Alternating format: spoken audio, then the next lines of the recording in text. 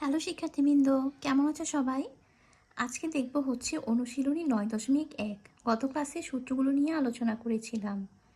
9.1-এর 1 নম্বরের যে অঙ্কটা সেটা হচ্ছে নিচের গাণিতিক উক্তিগুলো সত্য মিথ্যা যাচাই করো, তোমার উত্তরের পক্ষে যুক্তি দাও। 4টা গাণিতিক উক্তি দেওয়া আছে, এগুলো সত্যি নাকি মিথ্যা যাচাই করতে বলছে এবং উত্তরের পক্ষে যুক্তি দিতে বলেছে।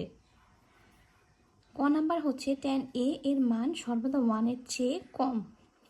tan a এর মান সর্বদা 1-এর চেয়ে কম, এটা কি সত্যি নাকি মিথ্যা সেটা উত্তরের পক্ষে যুক্তি দিব। tan এর মান যে 1-এর চেয়ে কম, এই উক্তিটি মিথ্যা।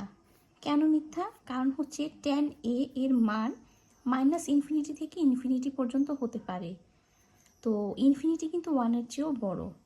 তো সেক্ষেত্রে আমি কি বলতে পারি, tan a এর মান সর্বদা 1-এর চেয়ে কম, এই উক্তিটি মিথ্যা। খ নাম্বার হচ্ছে cot a হলো cot এবং a এর গুণফল। অবশ্যই এটি উক্তিটি মিথ্যা, কারণ cot a প্রতীকটি a কোণের কোট্যানজেন্ট এর অনুপাতকে বোঝায়। অতএব cot a হলো cot ও a এর গুণফল নয়। এরপর দেখব গ নাম্বার, a এর কোন মানের জন্য sec a 12/5 হবে? a এর কোনো একটি মানের জন্য sec a সমান 12/5, এই উক্তিটি কি সত্যি নাকি মিথ্যা? এই উক্তিটি হচ্ছে সত্যি, কারণ a ধনাত্মক সূক্ষ্মকোণ হলে sec a হবে অতিভুজ বাই ভূমি।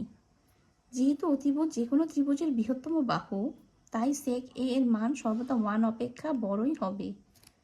আমরা জানি কি সমকোণী ত্রিভুজে অতিভুজ বৃহত্তম বাহু, আর sec এর মানে অতিভুজ বাই ভূমি, তো সেক্ষেত্রে sec এর মান সর্বদা 1 অপেক্ষা বড়ই হবে, অর্থাৎ উক্তিটি হচ্ছে সত্যি। এরপর আছে হচ্ছে cos হলো কোট্যানজেন্টের সংক্ষিপ্ত রূপ। উক্তিটি মিথ্যা, কারণ cos হলো কোসাইনের সংক্ষিপ্ত রূপ আর কোট্যানজেন্টের সংক্ষিপ্ত রূপ হলো cot।